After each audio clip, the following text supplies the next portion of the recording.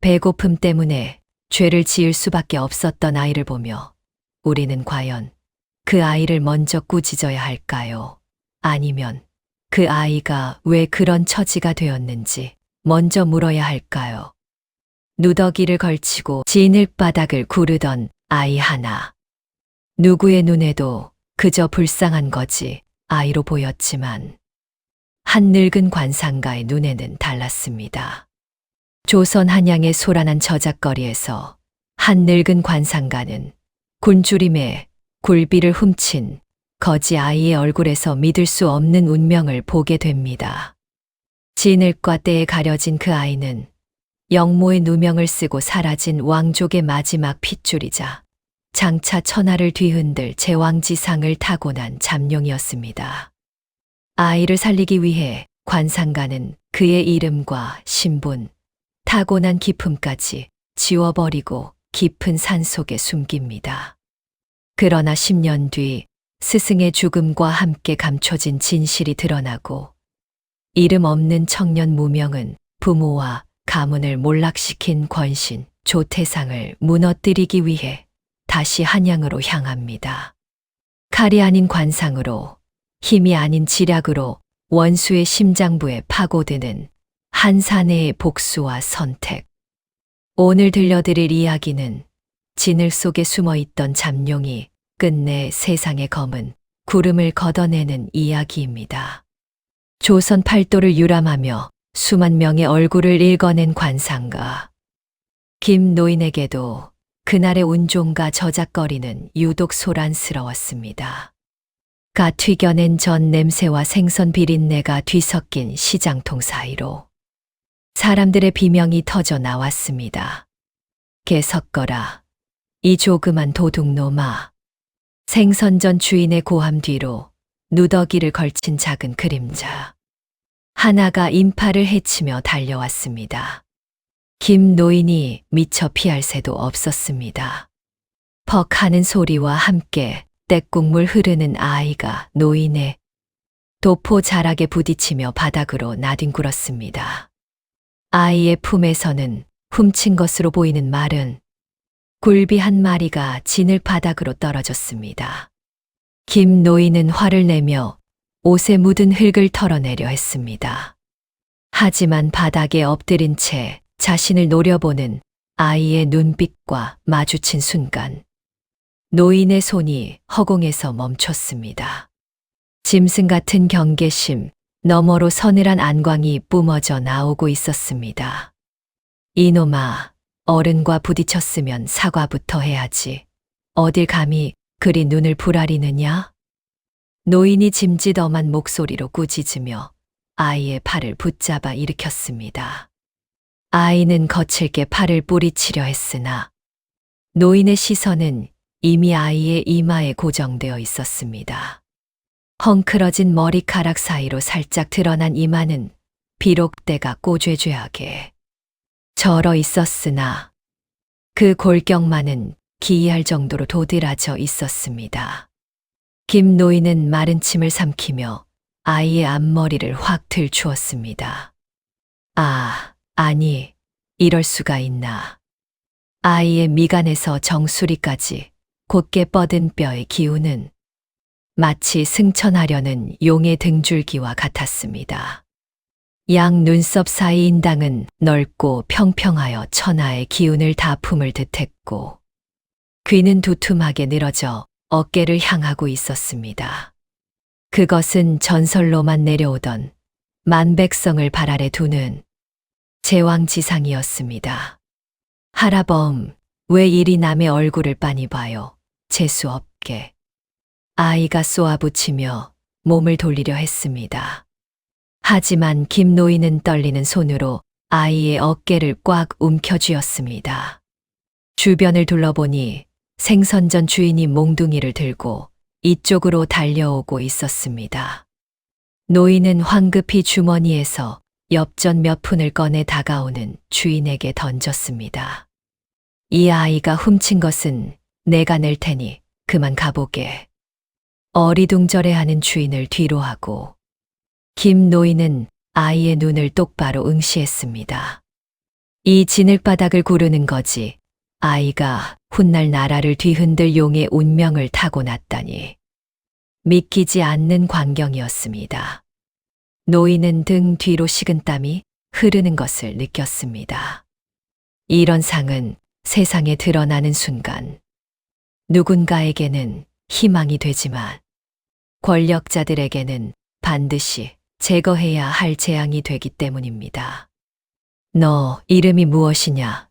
내 부모는 어디 있느냐? 노인의 다급한 질문에 아이는 대답 대신 입술을 꾹 깨물었습니다. 그리고는 품 안 깊숙한 곳에서 무언가를 소중하게 움켜쥐었습니다. 아이의 낡은 저고리 틈새로 살짝 비친 것은 핏자국이 거뭇하게 눌어붙은 투명한 옥패 조각이었습니다. 김 노인의 눈동자가 다시 한번 크게 흔들렸습니다. 노인은 아이의 손을 잡고 시장 골목 후미진 곳으로 걸음을 재촉했습니다. 등 뒤에서 누군가 자신들을 지켜보고 있다는 서늘한 기척이 느껴졌으나 노인은 뒤를 돌아볼 여유조차 없었습니다. 천기를 잇는 자로서 결코 외면해서는 안 될 거대한 운명의 소용돌이가 방금 막 시작되었음을 직감했기 때문입니다. 김 노인은 저작거리 귀퉁이에 있는 허름한 국밥집으로 아이를 데려갔습니다.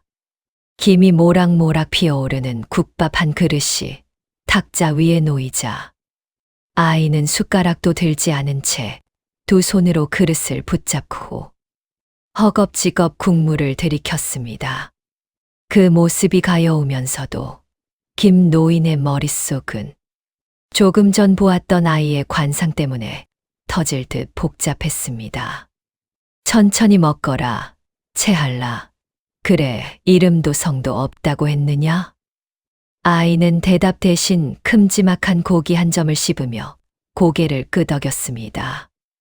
눈가에는 여전히 경계심이 가득했지만 배고픔 앞에서는 무장해제된 듯 보였습니다. 김 노인은 주위를 살폈습니다. 대낮임에도 불구하고 식당 안의 공기는 왠지 모르게 차갑게 가라앉아 있었습니다. 내 부모는 어디 계시느냐? 어쩌다 이런 길바닥 생활을 하게 된 게야. 김 노인의 부드러운 물음에 아이의 손이 순간 멈췄습니다.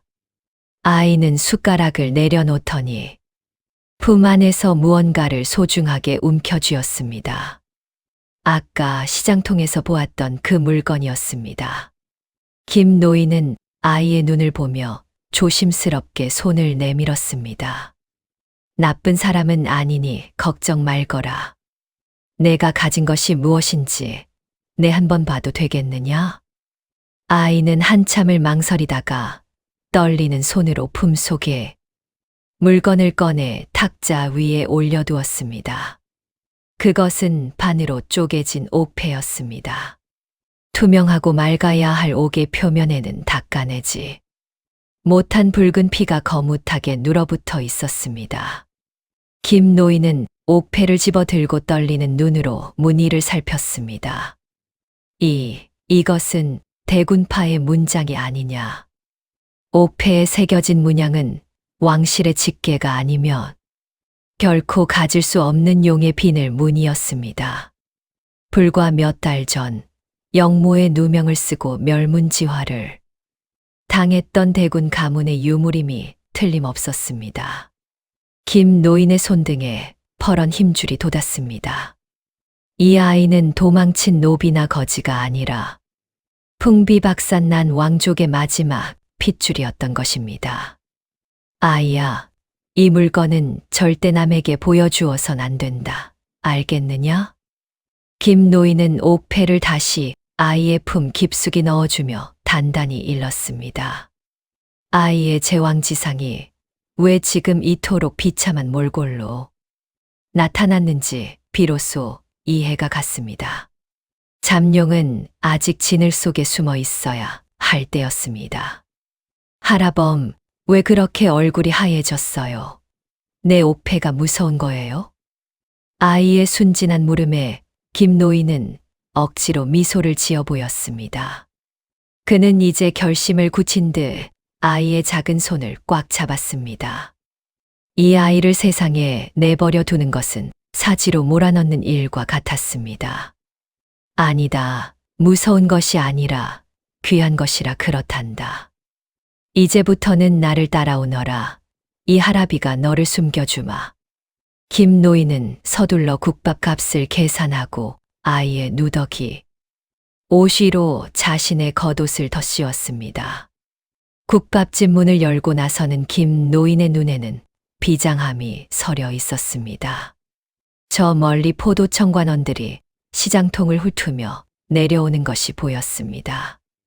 노인은 아이를 이끌고 어두운 골목 안쪽으로 몸을 숨겼습니다. 운명이라는 거대한 파도가 두 사람을 덮치려 하고 있었습니다. 도성 외곽 무너져가는 초가집들이 다닥다닥 붙어 있는 거지촌에 서늘한 새벽 안개가 내려앉았습니다. 김 노인은 아이를 데리고 가장 깊숙한 곳에 위치한 빈집으로 숨어들었습니다. 가만히 한 장으로 간신히 찬바람을 막는 처량한 신세였으나 아이는 김 노인이 건네준 마른 떡 조각을 씹으며 며칠 만에 처음으로 깊은 잠에 빠져들었습니다. 평화는 오래 가지 않았습니다. 안개를 가르는 말발굽 소리와 함께 거친 함성이 들려왔습니다. 모두 밖으로 나와라. 포도청에서 나왔다. 한 놈도 빠짐없이 무릎을 꿇어라. 관군들의 서슬퍼런 외침에 거지촌은 순식간에 아수라장이 되었습니다. 몽둥이를 든 관졸들이 집집마다 발길질하며 문을 부수었고 잠결에 끌려 나온 아이들의 자지러지는 울음소리가 사방에서 터져 나왔습니다. 김 노인은 벌떡 일어나 자고 있던 아이의 입을 손으로 틀어막았습니다. 아이의 눈동자가 공포로 크게 흔들렸습니다.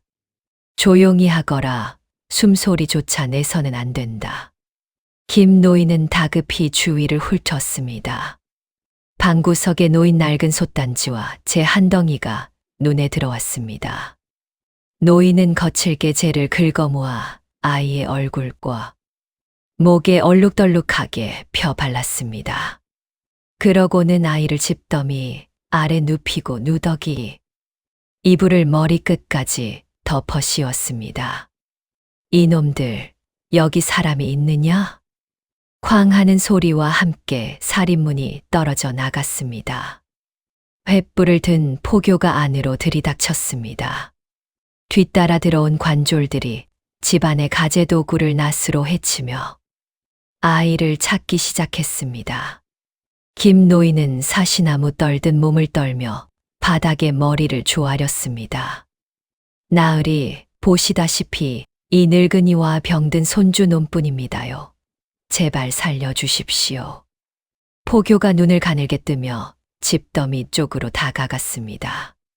칼끝으로 이불을 걷어내려 하자 김 노인이 황급히 그의 바지가랑이를 붙잡았습니다. 안 됩니다. 나으리. 손주놈이 지독한 두 창에 걸려 얼굴에 고름이 터지고 전염이 심합니다요. 가까이 가시면 큰일 납니다. 두 창, 즉 마마라는 말에 포교의 안색이 순식간에 굳었습니다. 당시 사람들에게 역병은 칼날보다 무서운 재앙이었습니다. 횃불에 비친 아이의 얼굴에 검붉은 재가 묻어 울긋불긋한 것을 본 포교는 뒷걸음질을 쳤습니다. 에잇, 재수 없게시리. 역병 환자가 있는 줄 알았으면 발도 안 들였을 것을.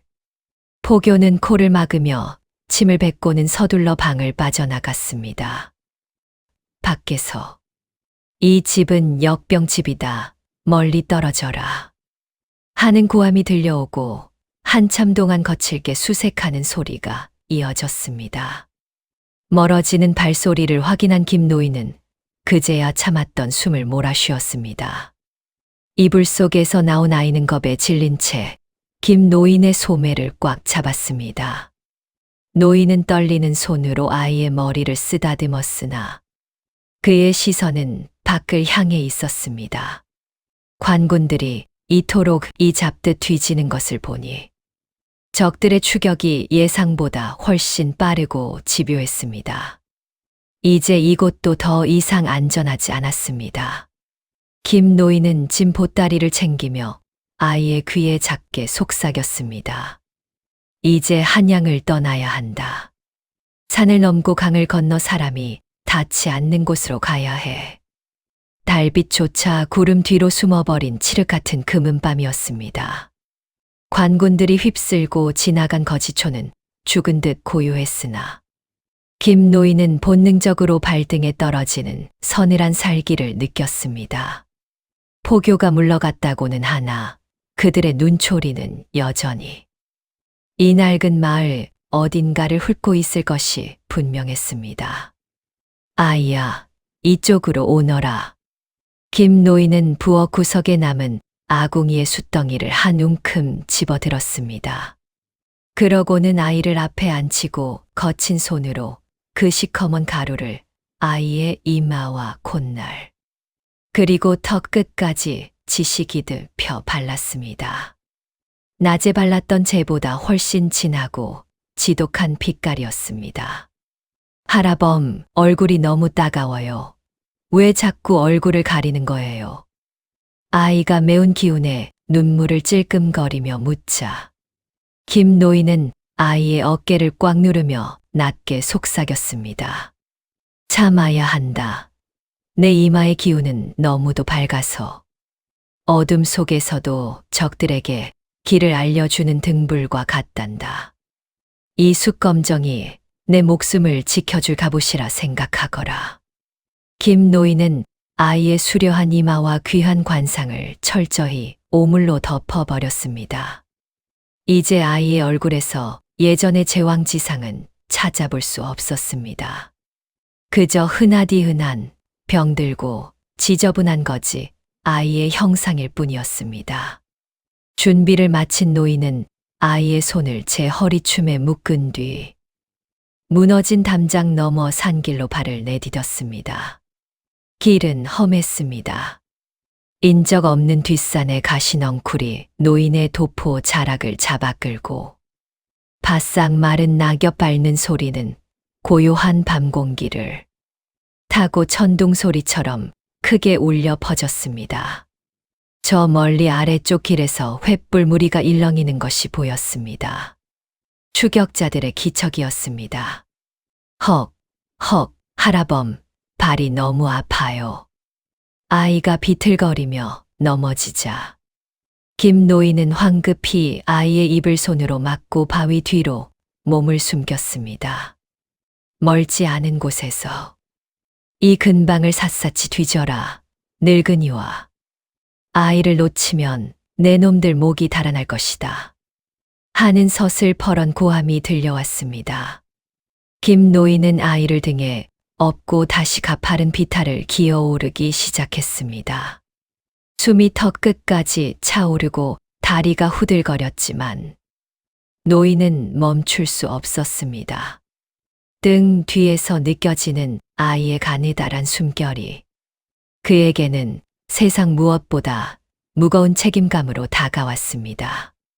산등성이를 넘어서자 찬바람이 매섭게 몰아쳤습니다. 김 노인은 잠시 멈춰 서서 한양 땅을 내려다보았습니다. 멀리 보이는 도성의 불빛은 아름다웠으나 그 안에는 아이를 죽이려는 칼날들이 번득이고 있었습니다. 이제 돌아갈 길은 없다. 가자, 더 깊은 곳으로. 노인은 짓이겨진 집신을 고쳐 신고 아이를 다시 한번 다잡아 업었습니다. 두 사람의 그림자가 깊은 산중에 어둠 속으로 완전히 녹아들었습니다. 추격자들의 횃불이 산 중턱까지 올라왔을 때 이미 두 사람은 운명의 길목을 지나 험준한 산맥 너머로 사라지고 있었습니다. 험준한 소백산맥의 줄기를 타고 며칠을 숨어든 끝에 두 사람은 깎아지른 절벽 끝에 매달린 작은 산사에 도착했습니다. 구름조차 쉬어가는 이곳은 사람의 발길이 끊긴 지오래되어 이끼 낀 돌탑과 낡은 목탁 소리만이 정적을 깨우고 있었습니다. 김 노인은 아이를 법당 앞 시린 우물가에 앉혔습니다. 이제부터 너는 죽은 목숨이나 다름없다. 예전의 이름도 신분도 이 깊은 골짜기에 묻어야 한다. 김 노인은 바가지를 들어 아이의 머리 위로 차가운 우물물을 끼얹었습니다. 시커먼 숯검정이 씻겨 내려가며 아이의 뽀얀 살결과 범상치 않은 이마의 골격이 다시 드러났습니다. 아이가 추위에 몸을 떨자 김 노인은 미리 준비해온 거친 삼배옷을 내밀었습니다. 내 이름은 이제부터 무명이다. 이름이 없으니 세상이 너를 찾지 못할 것이고, 기록이 없으니 저승사자도 너를 데려가지 못할 게야, 알겠느냐? 아이는 젖은 머리카락을 털어내며 김 노인을 빤히 바라보았습니다. 어린 나이임에도 불구하고 그 눈빛에는 왕족 특유의 기품과 오만함이 서려 있었습니다. 김 노인은 그 눈빛을 보고 가슴이 철렁 내려앉았습니다. 얼굴을 가린들 몸에 배어있는 저 고귀한 기운을 지우지 못한다면 머지않아 꼬리가 밟힐 것이 뻔했기 때문입니다. 일어서 보거라. 그리고 저 마당 끝까지 걸어가 보아라.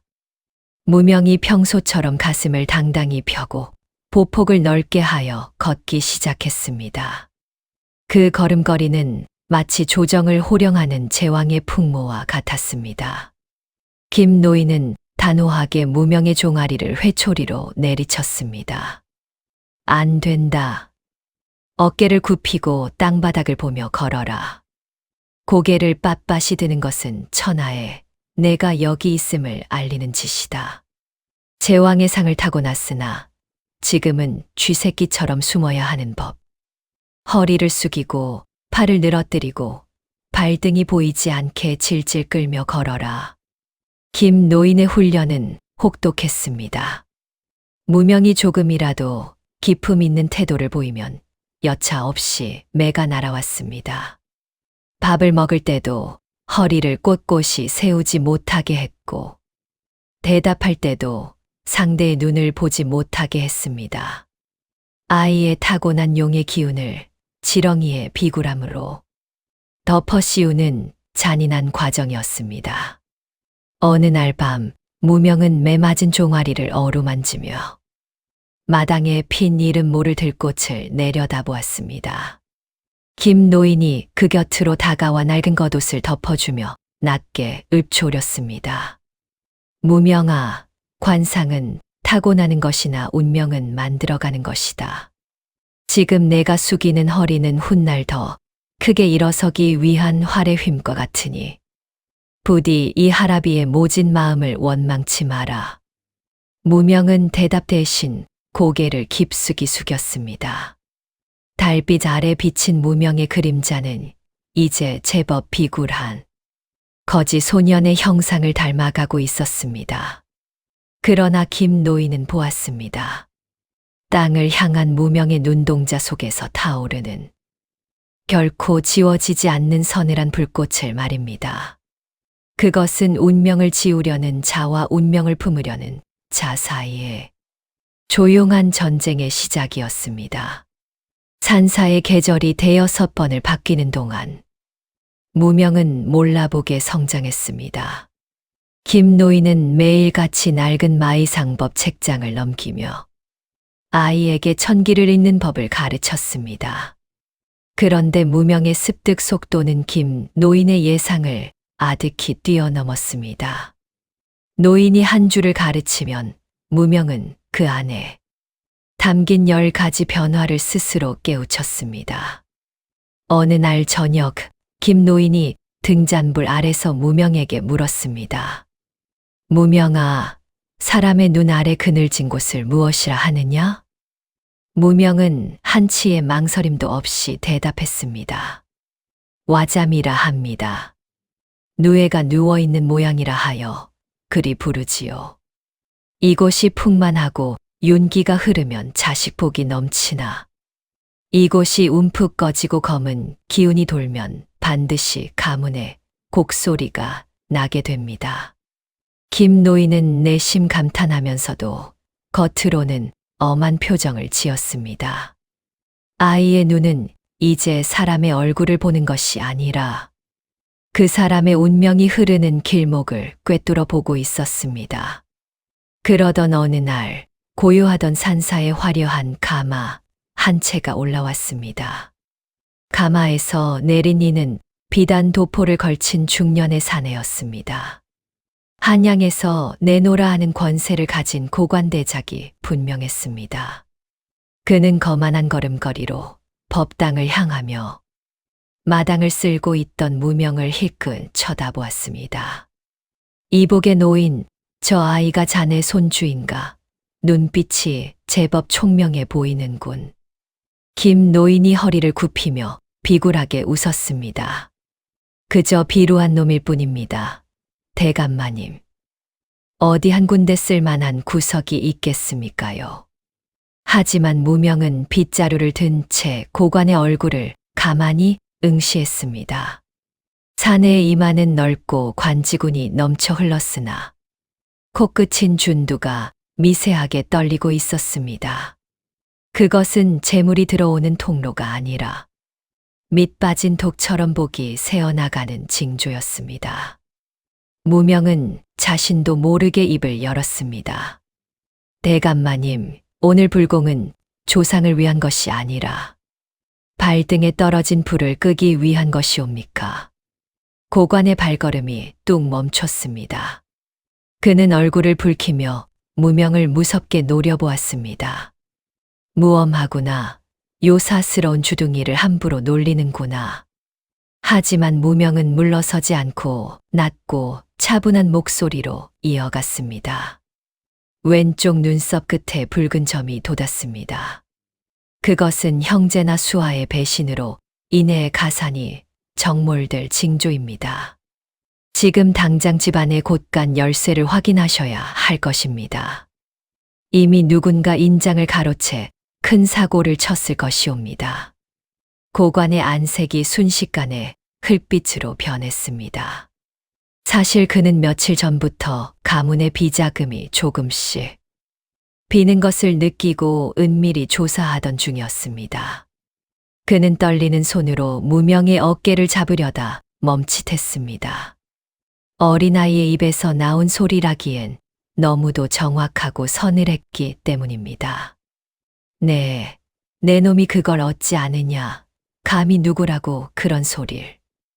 고관은 황급히 종사관들을 불러 산을 내려갈 채비를 서둘렀습니다.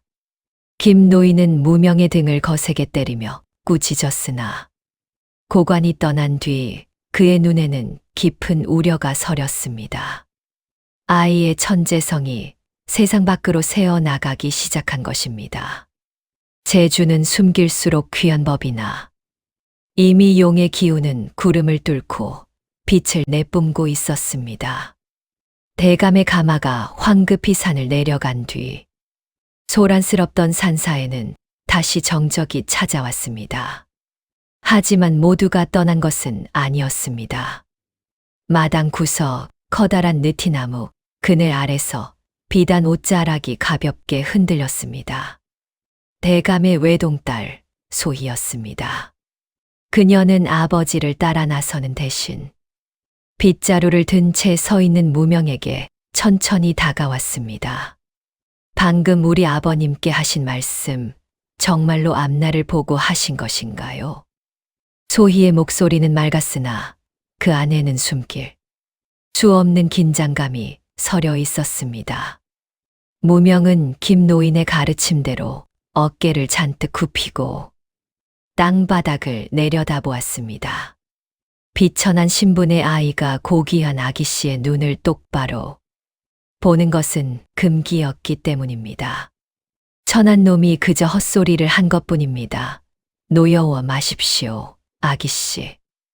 헛소리라 하기엔 아버님의 안색이 너무도 창백하셨습니다. 너는 대체 누구냐? 이 깊은 산골에 어울리지 않는 서늘한 눈을 가졌구나. 소희는 무명의 대답을 기다리며 한 걸음 더 가까이 다가왔습니다. 그때 무명의 시선이 그녀의 분홍빛, 비단 치맛자락 끝에 머물렀습니다. 험한 산길을 오르느라 튀었을 진흙 자국이었습니다. 그런데 그 진흙이 마르며 그려낸 형상이 예사롭지 않았습니다. 무명은 자신도 모르게 빗자루를 쥔 손에 힘을 주었습니다. 아기씨, 잠시 실례하겠습니다. 치맛자락에 묻은 저 진흙을 보십시오. 무명이 손가락으로 가리킨 곳에는 세 줄기에 클탕물 자국이 마치 벼락이 내리친 나무 형상으로 굳어 있었습니다. 관상뿐만 아니라 삼라만상의 징조를 잇는 무명의 눈에 그것은 가문의 뿌리가 송두리째 흔들릴 대흉의 표식으로 익혔습니다. 흙이 마르며 갈라진 틈이 가문의 가택신이 머무는 자리를 찌르고 있습니다. 아버님께서 급히 돌아가셔도 이미 늦었을지 모릅니다. 만약 댁에 도착하셨을 때 대문의 문고리가 평소와 달리 차갑게 느껴지신다면 그 즉시 뒷문으로 피하셔야 합니다. 소희는 무명의 서늘한 경고에 자신도 모르게 몸을 떨었습니다. 거지 아이의 행색을 하고 있었으나 무명의 목소리에는 거부할 수 없는 위엄과 확신이 담겨 있었습니다. 소희는 잠시 멈칫하다가 품 안에서 작은 비단 주머니를 꺼내 무명의 발치에 놓았습니다. 너의 이름이 무엇인지 묻지 않겠다. 다만 오늘 내가 해준 말을 잊지 않으마. 이 은혜는 언젠가 반드시 갚을 날이 있을 것이다. 소희는 가볍게 고개를 숙여 보이고는 서둘러 산길을 내려갔습니다.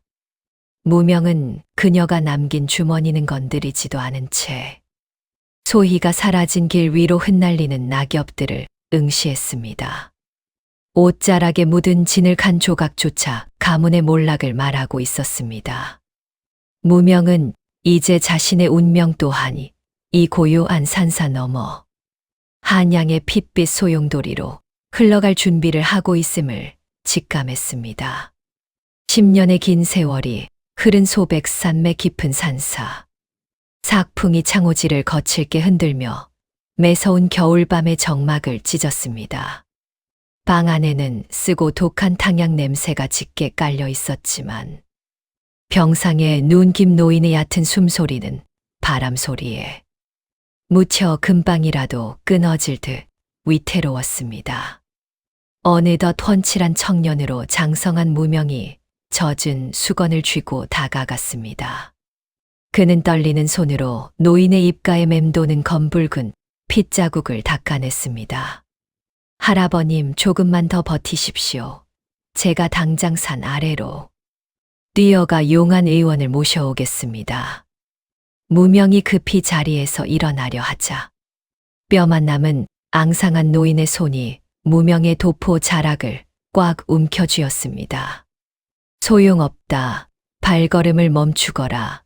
내 명줄이 끊어지는 소리가 귓가에 들리는구나. 노인의 목소리는 마른 낙엽처럼 바스락거렸지만 그 눈빛만은 10년 전 저작거리에서 무명을 처음 보았을 때처럼 맑고 형형했습니다. 노인은 힘겹게 몸을 뒤척이더니 요 아래 깊숙이 숨겨두었던 낡은 비단 주머니 하나를 꺼내 무명의 손에 쥐어주었습니다. 주머니 속에서 만져지는 서늘하고 단단한 감촉. 10년 전 무명이 품에 안고 쫓기던 그 반쪽짜리 핏빛 옥패였습니다. 무명아, 이제 내게 씌웠던 거짓된 굴레를 벗을 때가 되었다. 내 가문을 멸문지화의 피바다로 몰아넣은 자의 이름을 이제는 알아야 한다. 무명의 어깨가 미세하게 떨렸습니다. 지난 10년 동안 단 한 번도 입 밖으로 내지 않았으나 단 하루도 잊은 적 없던 핏빛 원한이었습니다. 무명이 무릎을 꿇고 고개를 숙이자 노인이 낮고 무거운 목소리로 입을 열었습니다. 우의정 조태상, 그 자가 대군팔을 모조리 역모로 엮어 도륙한 진짜 배후다. 그 이름이 방 안에 떨어지는 순간 무명의 서늘한 눈동자에 시퍼런 살기가 돌았습니다. 현재 조정 제1의 권신이자 무소불위의 권력을 휘두르는 조태상. 무명의 주먹에서 뼈마디가 하얗게 질리도록 우두둑 소리가 났습니다. 그 모습을 본 노인이 무명의 손등을 거칠게 내리쳤습니다. 어리석은 놈, 분노로 눈이 멀면 사람의 관상을 꿰뚫어 볼 수 없다. 조태상의 목을 치려거든 칼이 아니라 그의 헛된 욕망을 겨눠야 한다. 기침을 쏟아낸 노인은 숨을 헐떡이면서도 마지막 힘을 쥐어짜냈습니다. 내가 가진 제왕지상을 천기를 잇는 눈으로 삼아라. 사람의 욕망을 읽고 그것을 미끼로 던져 스스로 함정에 빠지게 만들어야 한다. 알겠느냐? 할아버님, 명심하겠습니다. 부디 숨을 고르십시오. 한양으로 가거라. 그 말을 끝으로 노인의 고개가 베개 위로 툭 떨어졌습니다. 꽉 쥐고 있던 무명의 옷자락이 스르르 풀려 바닥으로 떨어졌습니다. 10년을 아버지처럼 의지했던 스승의 죽음 앞에서도 무명은 대성통곡을 하지 않았습니다. 서늘하게 식어가는 노인의 두 손을 얼굴에 묻고 짐승처럼 어깨를 들썩일 뿐이었습니다. 한참 뒤 무명은 천천히 자리에서 일어났습니다. 방문을 열고 마루로 나서자 매서운 눈보라가 청년의 뺨을 세차게 때렸습니다. 무명의 시선은 어둠이 짙게 깔린 첩첩산중 너머 불빛이 일렁이는 한양 땅을 향해 똑바로 꽂혀 있었습니다. 그의 손에 꽉 쥐어진 핏빛 옥패가 차가운 달빛을 받아 스산하게 번뜩였습니다. 한양의 심장부 온갖 물화가 모여들고 사람들의 욕망이 들끓는 운종가에 기묘한 소문 하나가 돌기 시작했습니다. 수표교 인근 퇴락한 기와집들이 늘어선 후미진. 골목 끝에 간판도 없는 작은 관상소가 문을 열었다는 소식이었습니다. 그곳에는 얼굴을 드러내지 않는 젊은 관상가가 머물며 오직 대나무 발 너머로 흘러나오는 목소리만으로 사람의 운명을 발가벗긴다고 했습니다. 추적추적 가을비가 내리는 오후, 비단 도포를 걸친 배부른 상인 하나가 거만한 걸음걸이로 관상소의 문을 열었습니다. 방 안은 향연이 자욱했고 정면에는 낡은 대나무 발이 길게 내려져 있었습니다. 상인은 엽전 꾸러미를 탁자 위에 거칠게 내려놓으며 자리에 앉았습니다. 장 안에 명물이 생겼다 하여 왔네. 내 관상이 어떠한지 그 잘난 입으로 한번 읊어보시게.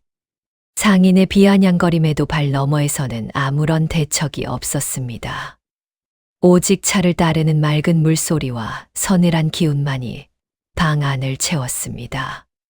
한참의 정적이 흐른 뒤 낮고 서늘한 청년의 목소리가 발을 뚫고 나왔습니다.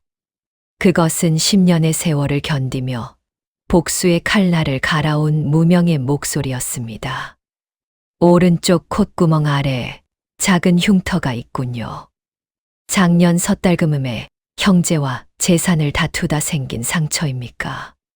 상인의 눈동자가 순간 경련하듯 떨렸습니다. 그는 당황하며 가끈을 만져 상처를 가리려 했으나 무명의 말은 멈추지 않았습니다. 코는 재물을 담는 그릇인데 그 바닥에 구멍이 뚫렸습니다.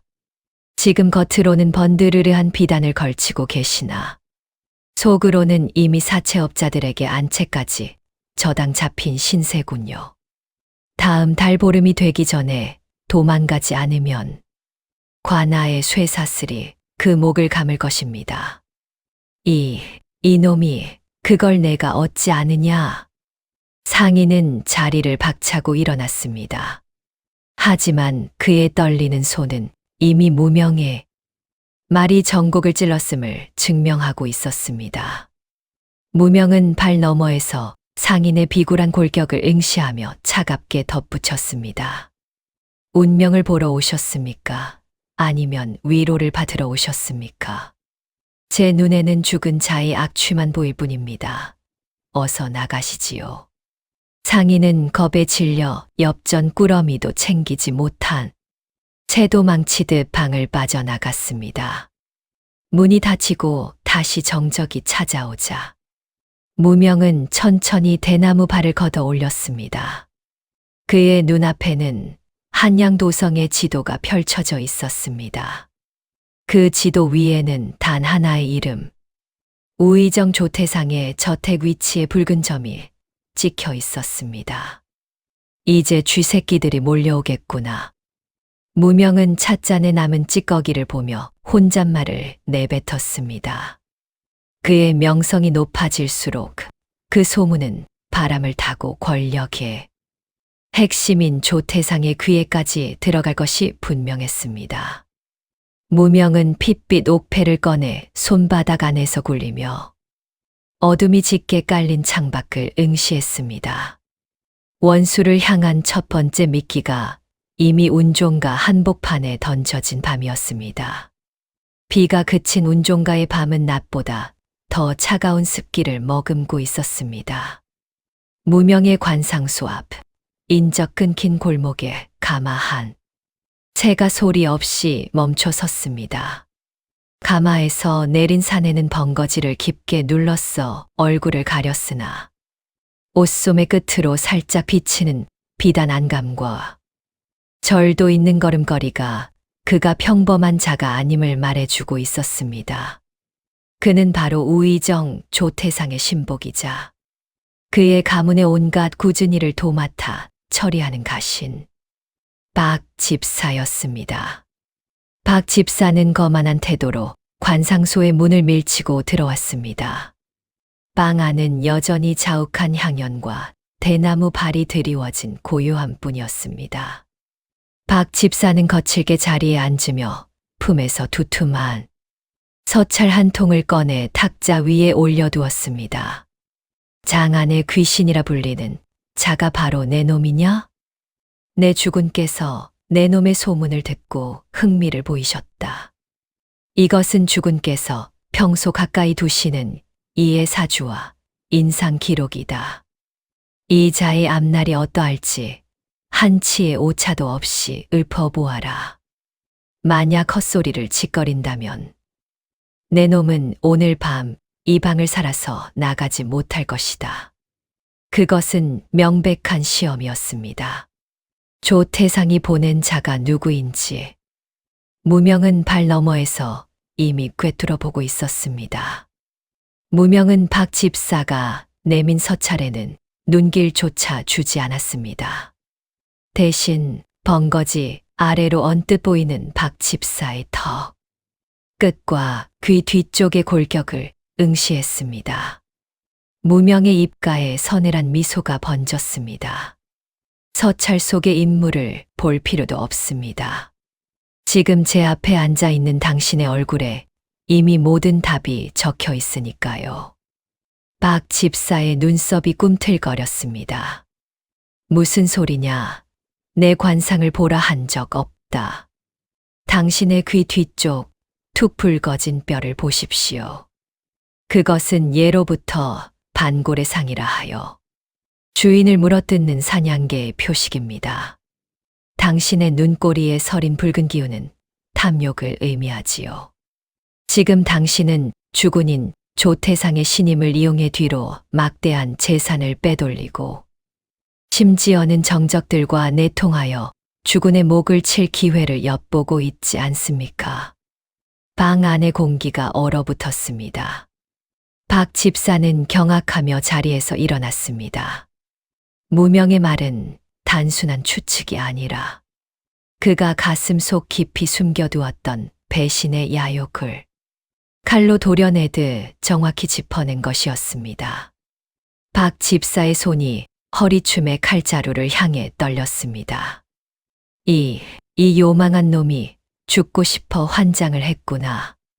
죽이는 것은 어렵지 않으나 당신의 배신을 조 대감께서 알게 된다면 어찌 될까요? 지금 제 말은 조 대감의 귀에 들어갈 첫 번째 경고가 될 것입니다. 살고 싶다면 가서 전하십시오. 당신의 주군이 가진 그 거대한 욕망이 곧 스스로를 태울 불길이 될 것이며 그 불길을 잠재울 수 있는 자는 오직 이곳의 주인뿐이라고 말입니다. 무명은 다시 차를 따르며 시선을 거두었습니다. 박 집사는 식은땀을 흘리며 뒷걸음질 쳤습니다. 무명의 서늘한 눈빛에 압도당한 그는 칼을 뽑지도 못한 채 도망치듯 관상소를 빠져나갔습니다. 무명은 찻잔 속에 소용돌이 치는 잎사귀를 내려다보았습니다. 박 집사는 자신의 배신이 들통날까 두려워 오히려 무명을 신통한 관상가로 포장하여 조태상에게 보고할 것입니다. 그것은 조태상을 이 어두운 관상소로 직접 끌어들이기 위한 가장 완벽하고 치명적인 미끼였습니다. 쥐새끼가 제 발로 호랑이를 불러오는 밤이 깊어가고 있었습니다. 운종가의 좁은 골목이 갑작스러운 정적으로 가득 찼습니다. 관상소 앞을 가로막은 검은 가마와 서슬, 퍼런 칼날을 세운 호위무사들의 기세의 행인들은 숨을 죽이며 길을 비켰습니다. 이윽고 육중한 가마문이 열리고 한 시대를 호령하는 권력의 화신, 우의정 조태상이 모습을 드러냈습니다. 조태상은 비단 도포를 휘날리며 관상소의 낡은 문턱을 밟았습니다.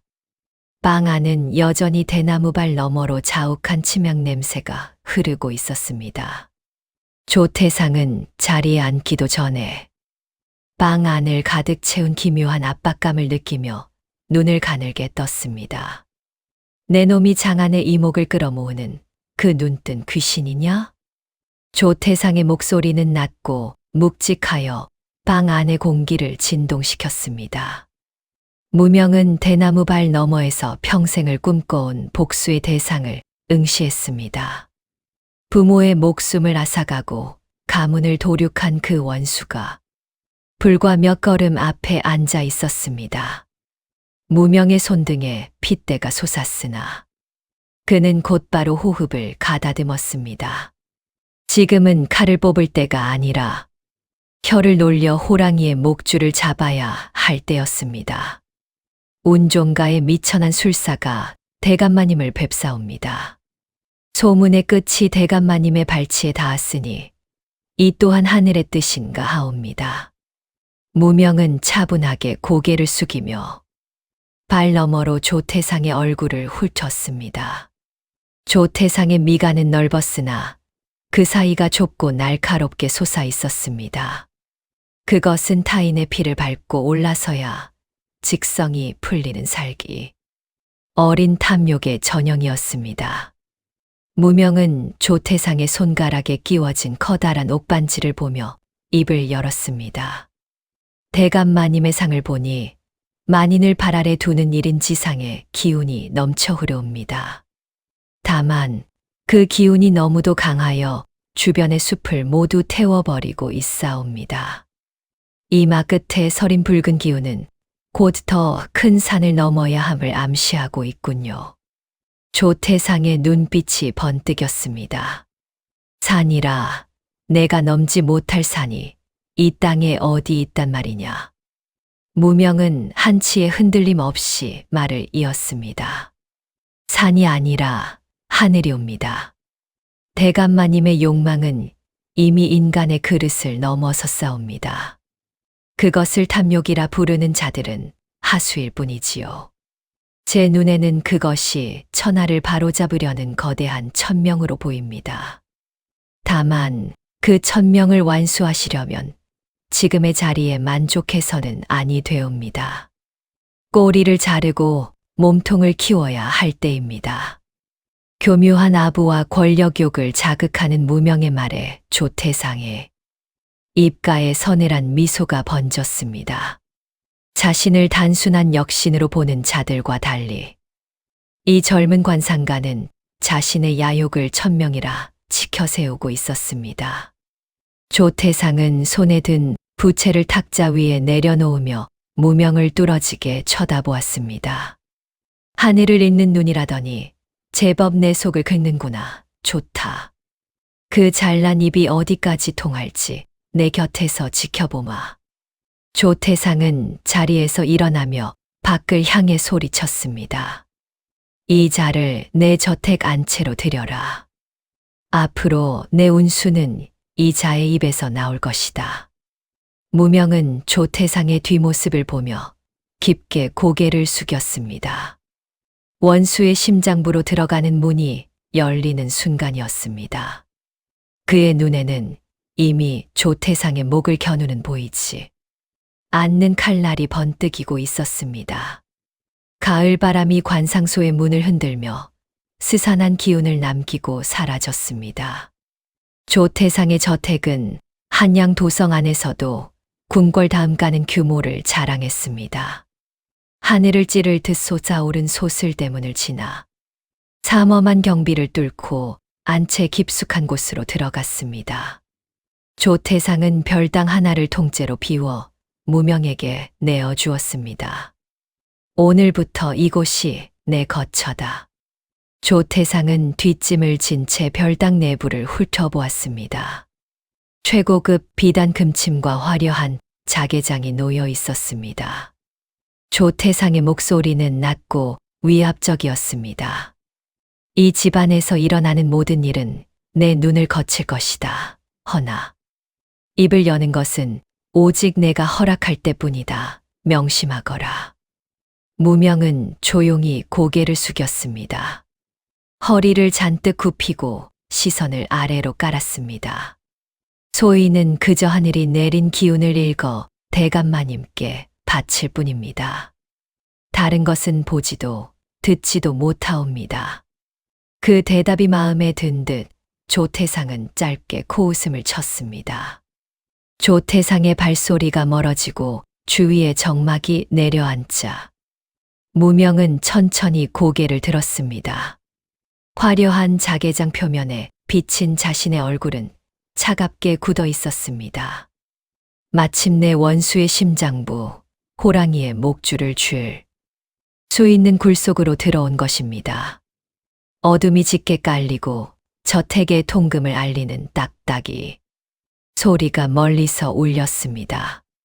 무명은 입고 있던 화려한 비단 도포를 벗어 던졌습니다. 대신 어둠 속에 녹아들 수 있는 흑색 무복으로 갈아입고 발소리를 죽인 채 별당 문을 열었습니다. 달빛조차 구름에 가려진 야심한 밤이었습니다. 무명은 회랑에 짙은 그림자 속으로 몸을 숨겼습니다. 목적지는 조태상의 은밀한 일처리가 이루어지는 내밀한 서재였습니다. 호위무사들이 교대하는 찰나의 틈을 타 무명은 담장을 넘어 서재의 측면 창호에 달라붙었습니다. 문고리에는 묵직한 자물쇠가 채워져 있었습니다. 무명은 품에서 가느다란 철사를 꺼냈습니다. 찰칵. 미세한 쇳소리가 울리며 자물쇠가 풀렸습니다.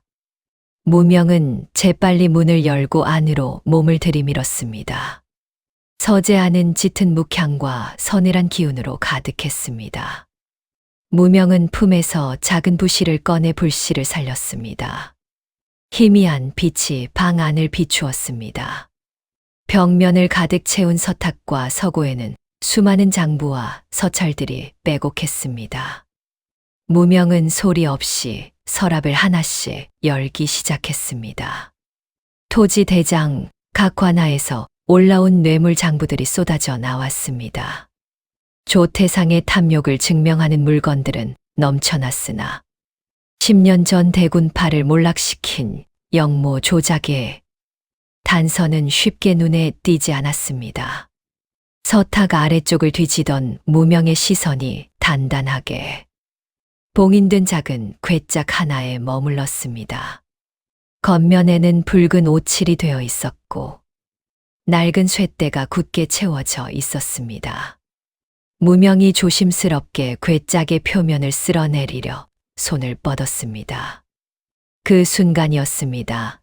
창호지 너머로 거친 발자국 소리가 빠르게 다가왔습니다. 횃불의 붉은 그림자가 창호지를 길게 핥고 지나갔습니다. 누구냐? 서재 쪽에서 무슨 기척이 났다. 칼집에서 칼을 뽑는 서슬퍼런 마찰음이 정적을 찢었습니다. 무명은 쥐고 있던 불씨를 황급히 껐습니다. 서재 문고리가 철컹하고 거칠게 흔들렸습니다. 문고리가 부서질 듯 흔들리더니 육중한 서재 문이 단번에 열렸습니다. 차가운 밤 공기와 함께 방 안으로 들이닥친 것은 횃불에 넘실거리는 불빛. 그리고 그보다 더 서늘한 검기였습니다. 조태상의 그림자이자 저택의 가장 날카로운 칼인 애꾸는 검객. 백운이 서 있었습니다. 내 놈이 이 야심한 시각에 여기서 무엇을 하는 것이냐. 백운의 목소리는 메마른 뼈가 부비치는 소리처럼 건조했습니다. 그의 손에 쥔 장검이 검집을 빠져나와 무명의 목덜미를 겨누었습니다. 서슬퍼런 칼날이 살갗에 닿을 듯 다가왔으나 무명은 미동도 하지 않았습니다. 그는 오히려 바닥에 흩어진 엽전 몇 잎을 줍는 척하며 천천히 고개를 들었습니다. 백운 나으리, 칼을 거두시지요. 소인은 지금 대감마님의 명주를 갉아먹는 흉한 기운을 다스리던 중이었습니다. 기운이라니 주인도 없는 서재에 몰래 잠입한 자의 변명치고는 조잡하구나. 백운의 외눈이 가늘게 떨렸습니다. 무명은 태연하게 손가락을 들어 서탕 넘어 방금 전 자신이 만지려 했던 붉은 괴짝 뒤편의 벽면을 가리켰습니다. 보십시오. 이 서재의 방위는 서북쪽을 향하고 있어 본래 재물이 고이는 자리이나 저 괴짝이 놓인 위치가 짐에게 흐름을 정면으로 거스르고 있습니다. 살기가 이곳으로 모여 대감마님의 침소를 찌르고 있었단 말입니다.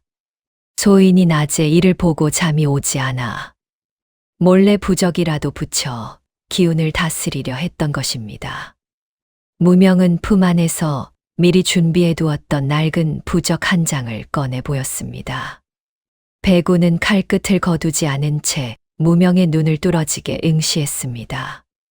거짓을 꿰뚫어 보려는 안광이 무명의 얼굴을 훑었으나 무명의 표정은 수행 중인 수도승처럼 맑고 담담했습니다. 무명은 다시 손을 뻗어 품에서 묵직한 엽전 꾸러미를 꺼내 탁자 위에 놓았습니다. 이것은 소인이 저작거리에서 모은 작은 성의입니다. 대감마님을 위해 비방을 쓰는 일을 남들이 알게 되면 자칫 요사스러운 짓이라 오해받을 수 있지 않겠습니까? 나으리께서만 눈 감아 주신다면 대감마님의 운수는 더욱 강건해질 것입니다. 돈 주머니가 탁자 위에 떨어지며 짤랑거리는 쇳소리를 냈습니다. 백운은 잠시 무명과 돈 주머니를 번갈아 보더니 천천히 칼을 검집에 밀어 넣었습니다. 쇳소리가 잦아들자 방 안에는 팽팽한 긴장감만이 감돌았습니다. 백운은 서늘한 손길로 엽전 꾸러미를 챙겨 품에 넣었습니다. 이번 한 번은 넘어가 주마, 허나 술사. 내 눈이 사람의 관상만 보는 것이 아니라 주인의 비밀까지 보려 한다면 그날이 내 제삿날이 될 것이다. 백운은 몸을 돌려 문 밖으로 사라졌습니다. 멀어지는 발소리를 확인한 무명은 그제야 참았던 숨을 몰아쉬었습니다. 등 뒤로 식은 땀이 비 오듯 흘러내렸습니다. 비록 위기는 넘겼으나 백운의 의심은 완전히 사라지지 않았을 것입니다. 무명은 굳게 닫힌 붉은 괴짝을 한 번 더 응시한 뒤 소리 없이 서재를 빠져나왔습니다. 이제 시간이 얼마 남지 않았음을 무명은 직감하고 있었습니다. 서재에서의 위태로운 밤이 지나고 조태상의 저택은 이른 아침부터 귀한 손님들을 맞이하느라 분주했습니다. 마당에는 화려한 가마들이 줄을 이었고 고관대작들의 웃음소리가 담장을 넘었습니다.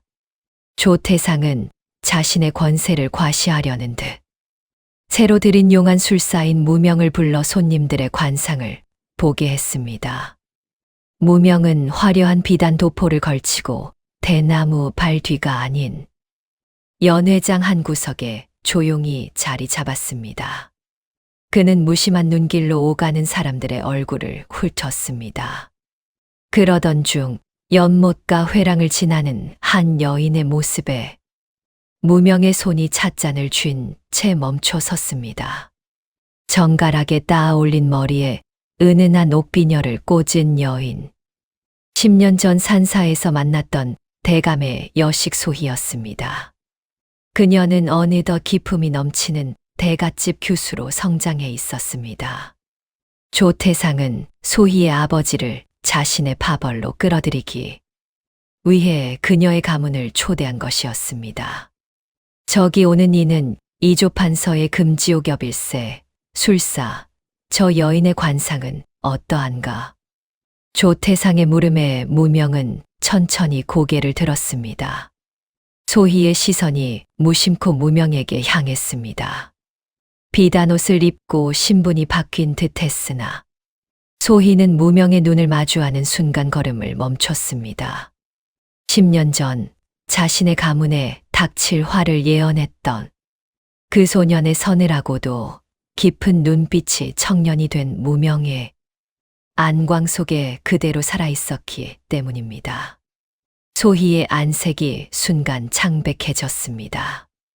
그녀는 떨리는 손으로 쥐고 있던 부채를 꽉 맞잡았습니다. 무명은 조태상의 눈치를 살피며 나직이 대답했습니다. 난초의 향기를 머금었으나 그 뿌리는 얼음 아래 숨겨진 보검과 같습니다. 함부로 꺾으려 들면 손을 베일 상이옵니다. 조태상은 무명의 비유가 흥미로운 듯 껄껄 웃으며 소희의 아버지에게 다가갔습니다. 어른들이 인사를 나누며 자리를 옮기는 사이 소희는 무명의 곁을 지나치며 손에 쥔 비단 부채를 바닥에 툭 떨어뜨렸습니다. 아이쿠, 제 정신 좀 보십시오. 소희가 몸을 굽혀 부채를 줍는 찰나 그녀의 입술이 아주 작게 움직였습니다. 해질녘 후원 취로정 뒤편 이끼 낀 돌탑으로 오십시오. 짧은 속삭임만을 남긴 채 소희는 아무 일 없었다는 듯 시종들을 거느리고 사라졌습니다. 무명은 그녀가 서 있던 자리에 남은 은은한 침향 냄새를 맡으며 멀어지는 소희의 뒷모습을 응시했습니다. 10년 전 치맛자락에 묻었던 진흙이 인연의 끈이 되어 다시금 그를 찾아온 것이었습니다. 무명은 자신의 소매 속에 감춰진 핏빛 옥패를 만져보았습니다. 소희가 적의 딸은 아니었으나 그녀의 가문은 조태상과 깊이 얽혀 있었습니다. 그녀가 자신을 알아본 것이 독이 될지 아니면 조태상의 심장부로 들어갈 마지막 열쇠가 될지 알 수 없었습니다. 무명은 지는 해를 바라보며 후원으로 향할 준비를 시작했습니다. 밤이 오면 두 사람의 멈췄던 운명이 다시금 맞물려 돌아갈 참이었습니다. 조태상의 집무실 안 향로에서 뿜어져 나오는 연기가 방 안을 무겁게 짓누르고 있었습니다. 무명은 조태상의 맞은편에 앉아 그의 안색을 살피는 척하며 천천히 입을 열었습니다. 그의 목소리는 평소보다 낮고 은밀했으며 마치 누군가에게 들켜서는 안 될 천기를 누설하는 듯한 긴장감이 서려 있었습니다. 대감마님, 최근 거울을 보실 때 미간 사이에 서린 푸르스름한 기운을 느끼지 못하셨습니까? 이는 청룡이 길을 잃고 늪에 빠진 격으로 주변의 탁한 기운이 대감마님의 천명을 가로막고 있음을 뜻합니다. 조태상은 들고 있던 찻잔을 탁자에 거칠게 내려놓았습니다. 찻잔이 부딪히며 내는 날카로운 소리가 정적을 깼습니다. 탁한 기운이라니 내 권세가 조정의 절반을 장악하고 있는데 감히 누가 내 앞길을 막는단 말이냐. 무명은 조태상의 탐욕스러운 눈빛을 정면으로 받아내며 미리 준비한 거짓 점괘를 조심스럽게 꺼내 놓았습니다. 좌이정 김 대감 일파를 보십시오. 그들의 상에는 지금 대감마님의 관록을 갉아먹는 음흉한 살기가 서려 있습니다. 그들이 살아있는 한 대감마님의 이마에 맺힌 제왕의 기운은 결코 꽃을 피우지 못할 것입니다. 지금 당장 그들의 뿌리를 뽑지 않으시면 보름 뒤 달이 차오를 때 대감마님의 목숨줄이 먼저 끊어질 상이옵니다. 무명의 말은 조태상의 마음속 깊은 곳에 자리 잡은 의심과 불안의 불을 지폈습니다. 권력의 정점에서 항상 누군가 자신을 끌어내릴지 모른다는 공포에 시달리던 조태상에게 무명의 경고는 거부할 수 없는 명령과도 같았습니다. 조태상의 안색이 불그락푸르락 변하더니 그는 곁에 서 있던 집사 박 씨를 향해 매서운 눈빛을 던졌습니다. 당장 금부도사를 불러라. 좌이정 일파가 영모를 꾀했다는 명분을 만들고 오늘 밤 안으로 그들의 사절을 포위하거라. 단 한 놈도 살려두어서는 안 된다. 그날 밤부터 한양도성에는 차가운 핏바람이 불기 시작했습니다. 무고한 관리들이 줄줄이 하옥되었고 종로 저작거리에는 매일같이 참수된 이들의 머리가 걸렸습니다. 조태상의 무리한 정적 숙청은 조정을 공포로 몰아넣었으나 동시에 그를 향한 원성과 비난 또한 하늘을 찔렀습니다. 무명은 자신의 처소 창가에 서서 멀리 궐 쪽에서 들려오는 비명과 소란을 묵묵히 지켜보았습니다. 조태상은 권력을 공고히 했다고 믿었으나 무명이 놓은 덫은 이미 그의 발목을 서서히 조여가고 있었습니다. 너무 많은 피를 묻힌 권력은 그 무게를 견디지 못하고 흔들리기 마련이었습니다. 이제 시작이구나. 스스로 쌓은 시체의 산이 당신을 무너뜨릴 것이다. 무명은 소매 속에 감춘 옥패의 서늘한 감촉을 느끼며 중얼거렸습니다. 조태상의 입지가 흔들릴수록 무명에게는 그가 숨겨온 비밀의 문으로 다가갈 기회가 더욱 가까워지고 있었습니다. 어둠 속에서 조태상의 몰락을 알리는 북소리가 멀리서 들려오는 듯했습니다. 깊은 밤 후원 취로정 뒤편에 자리 잡은 이끼 낀 돌탑 주위로 서늘한 기운이 감돌았습니다. 약속 장소에 미리 도착해 있던 무명은 그림자 속에 몸을 숨긴 채 주위를 살폈습니다. 멀리서 바스락거리는 비단 치맛자락 소리가 들려왔고 고지어 소희가 숨을 헐떡이며 어둠 속에서 모습을 드러냈습니다.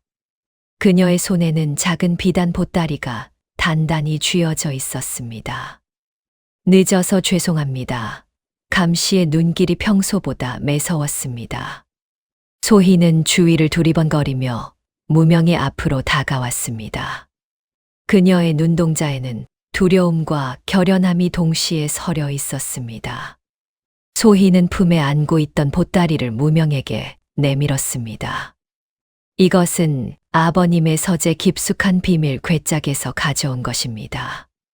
조태상 대감이 아버님께 맡겨두었던 10년 전 대군파 영모 사건의 진실이 담긴 비밀 장부입니다. 무명은 떨리는 손으로 보따리를 받아들었습니다. 비단을 들추자 낡고 누런 종이 뭉치가 나타났습니다. 무명은 품에서 작은 부싯돌을 꺼내 아주 미세한 불꽃을 살렸습니다. 희미한 빛 아래서 장부의 첫 페이지를 넘기는 무명의 손가락이 미세하게 떨렸습니다. 장부 안에는 영모에 가담했다는 허위 자백을 한 자들의 명단과 그들에게 건네진 뇌물의 액수가 상세히 적혀 있었습니다. 역시 모든 것이 조작된 것이었구나. 무명은 장부의 마지막 장을 넘겼습니다. 그곳에는 10년 전 무명의 부모를 죽음으로 몰아넣었던 가짜 밀서의 초안이 붙어 있었습니다. 그리고 그 문서 하단에 찍힌 선명한 인장 자국을 본 순간 무명의 숨이 멎는 듯 했습니다. 그것은 조태상의 직인이 아니라 당시 수사를 담당했던 의금부의 공식 인장도 아니었습니다.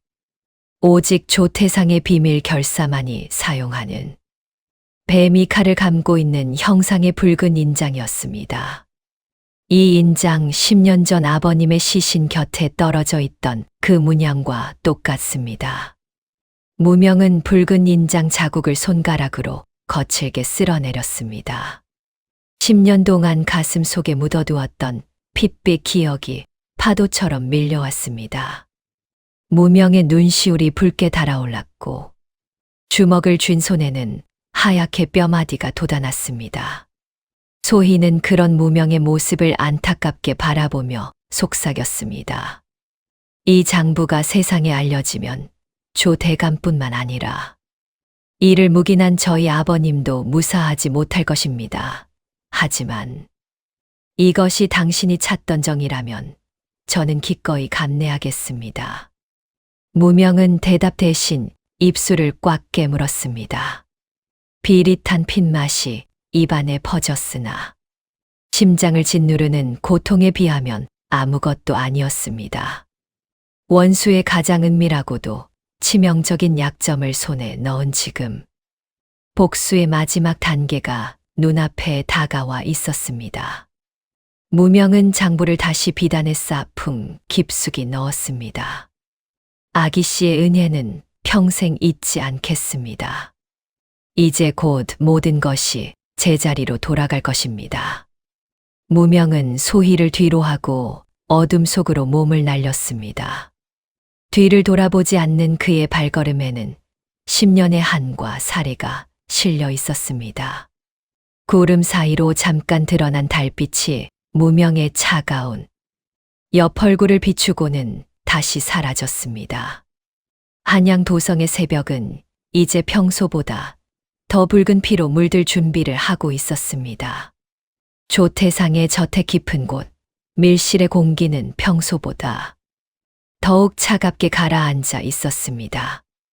애꾸는 검객 배군이 무거운 발소리를 죽이며 조태상의 앞으로 다가갔습니다.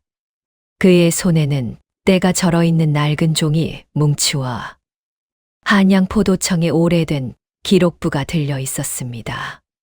찾아냈느냐, 그 술사 놈의 뒤를.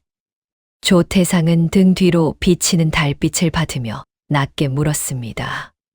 배군은 대답 대신 기록부를 탁자 위에 펼쳐 놓았습니다. 놈의 행적은 소백산의 한 산사에서 끊겼으나 그곳에서 10년을 함께 살았던 노인의 정체를 알아냈습니다. 과거 대군파의 가신이자 관상에 능했던 김 노인이었습니다. 그리고 결정적인 것은 이것입니다. 배군이 내민 것은 무명이 머물던 산사 인근 마을에서 입수한 작은 비단 조각이었습니다.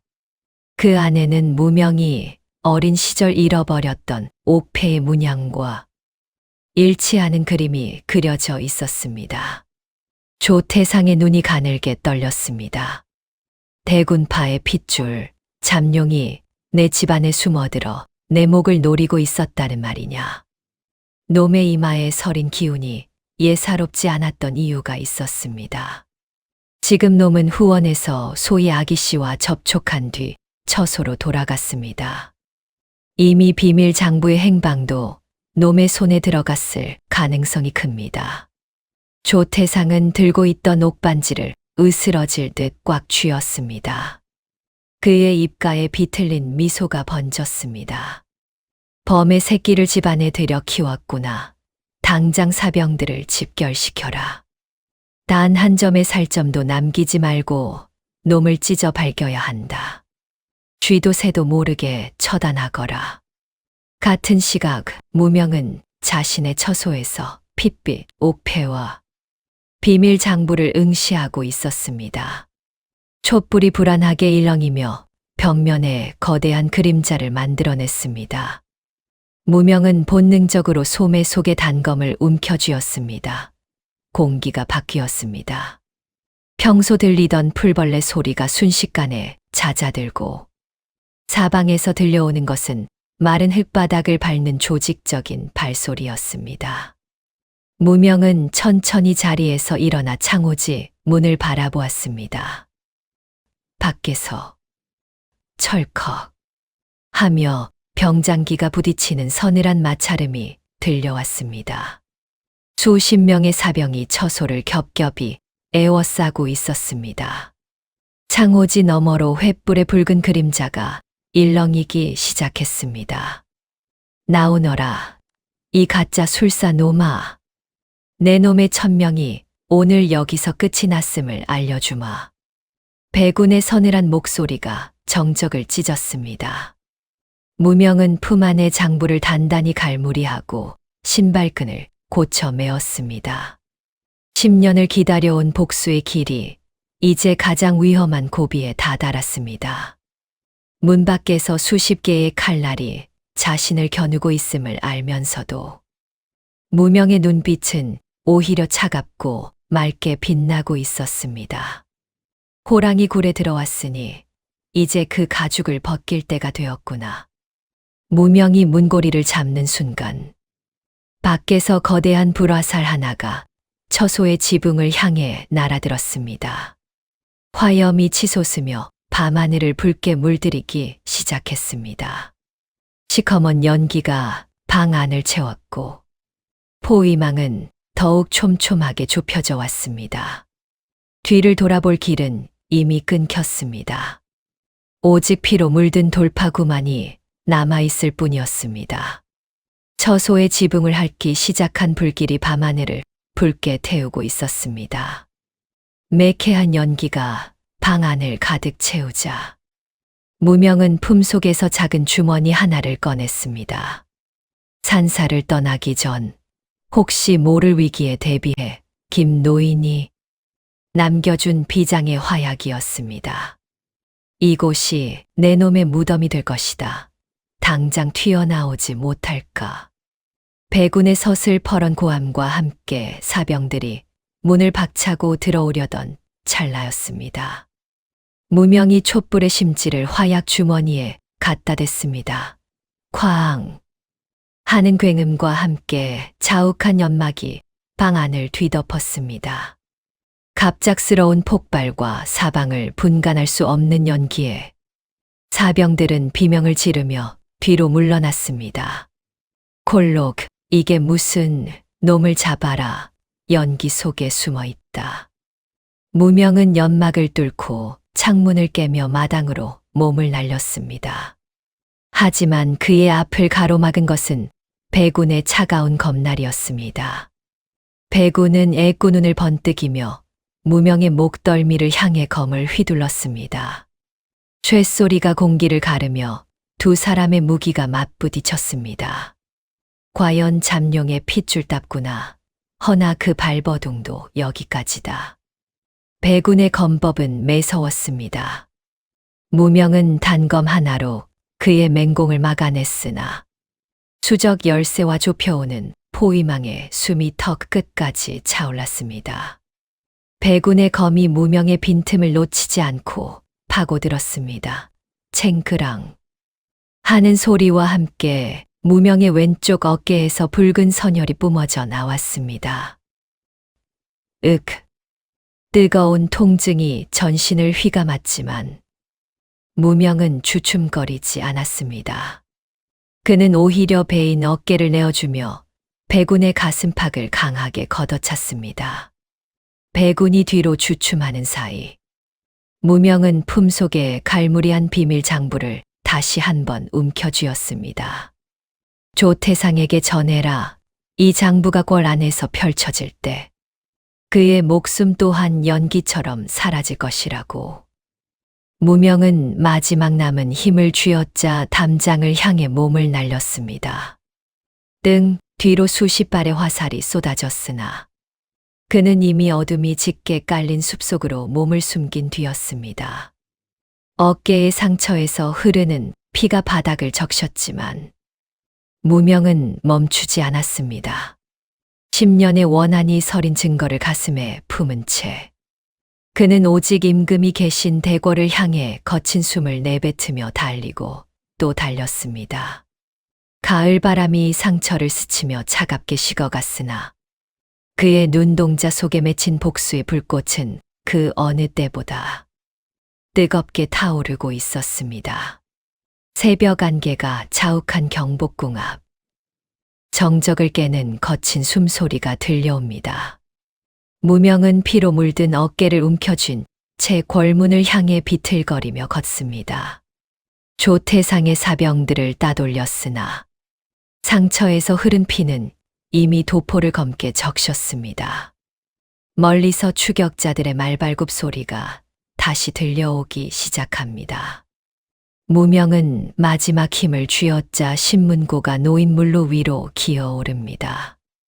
그는 떨리는 손으로 묵직한 북채를 움켜잡습니다. 그러고는 온몸의 무게를 실어 북의 가슴을 내리칩니다. 둥, 둥, 둥.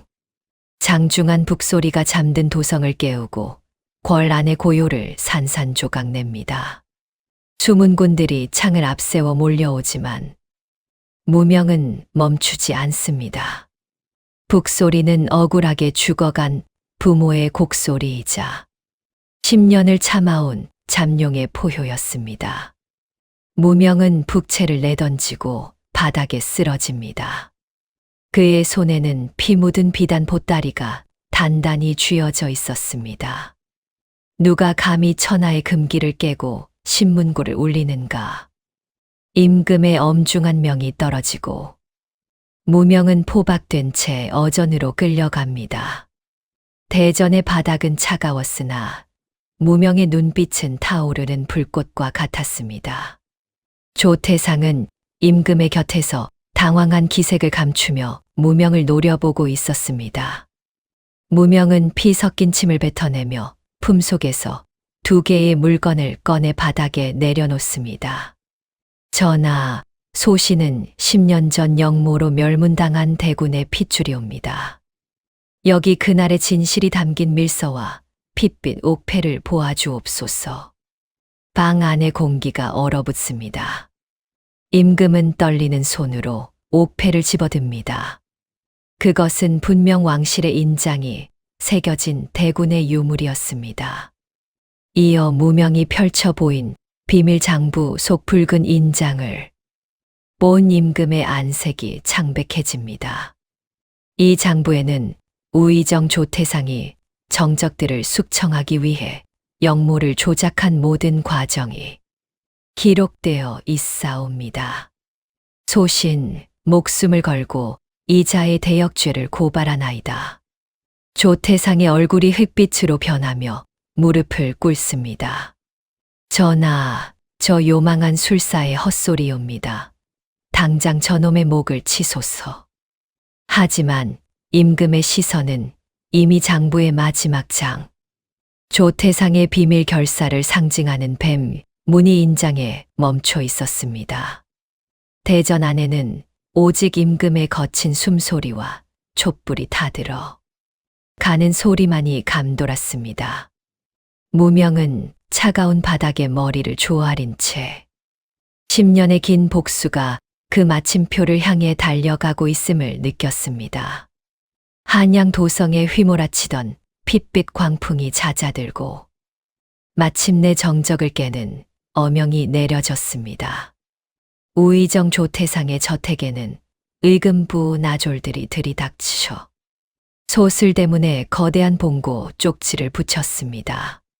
권세를 휘두르던 조태상은 차가운 칼날 아래 무릎을 꿇었고 그의 가문은 대역죄의 멍에를 쓴 체멸문지와의 운명을 맞이했습니다. 그가 그토록 갈구했던 붉은 인장과 비밀 장부들은 불길 속에서 재가 되어 흩어졌습니다. 며칠 뒤 대전 안에는 장엄한 정적이 흘렀습니다. 무명은 상처 입은 어깨에 하얀 붕대를 감고 평소의 누더기가 아닌 눈부시게 선명한 진홍색 관복을 차려입은 채 어전 앞에 섰습니다. 임금은 직접 어좌에서 내려와 무명의 손을 잡았습니다. 지난 10년의 세월을 어찌 보상하겠느냐. 이제 너의 본래 성씨와 대군의 핏줄임을 천하에 공포하노라. 너는 이제 더 이상 이름 없는 술사가 아니라 이 나라의 종친이자 귀한 잠룡이다. 임금의 손에는 깨끗하게 닦인 반쪽짜리 옥패가 들려 있었습니다.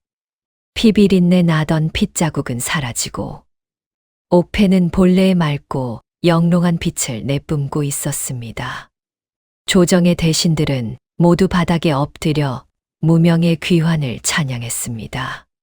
하지만 무명은 자신의 몸을 감싼 화려한 관복의 무게가 왠지 모르게 낯설고 무거웠습니다. 그날 밤 무명은 하사받은 화려한 저택의 마루에 홀로 앉았습니다. 마당에는 조태상의 저택에서 보았던 것보다 더 아름다운 꽃들이 피어 있었으나 무명의 눈에는 그 꽃잎들이 마치 누군가의 피눈물처럼 보였습니다. 그는 천천히 일어나 방 한 구석에 놓인 낡은 보따리를 풀었습니다. 그 안에는 김노인과 함께 산을 넘을 때 썼던 해진 삿갓과 먼지 묻은 삼배옷이 들어 있었습니다. 무명은 거울 속에 비친 관복 입은 자신의 얼굴을 가만히 응시했습니다. 이마의 기운은 여전히 제왕의 형상을 하고 있었으나 그 기운은 이제 권력을 향한 것이 아니라 세상을 향해 열려 있었습니다. 할아버님, 구름이 걷히면 해가 뜨는 법이라 하셨지요. 하지만 해가 너무 밝으면 백성들의 눈이 부신 법입니다. 다음 날 새벽, 임금이 보낸 전령들이 무명을 모시러 저택에 도착했습니다. 하지만 그들이 마주한 것은 주인 없는 방과 가지런히 놓인 진홍색 관복뿐이었습니다. 관복 위에는 본래의 신분을 증명하는 옥패가 조용히 놓여 있었습니다. 도성 밖 남산 기슭을 지나는 인파 속으로 낡은 삿갓을 깊게 눌러 쓴 사내 하나가 섞여 들어갔습니다. 그는 이제 대군의 핏줄도 귀신 같은 관상가도 아니었습니다. 그저 길가에 핀 이름 없는 들꽃을 보며 미소 짓고 짐을 든 노파의 손을 잡아주는 평범한 사내일 뿐이었습니다.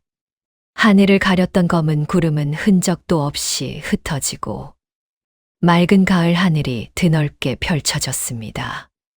무명은 집신 끝에 채이는 흙먼지를 느끼며 천천히 걸음을 옮겼습니다. 그의 등 뒤로 멀어지는 한양도성의 종소리가 은은하게 울려 퍼졌습니다. 잠룡은 다시 진을 속으로 돌아갔으나 그가 남긴 정의의 안광은 오래도록 사람들의 기억 속에 남아 전설이 되었습니다.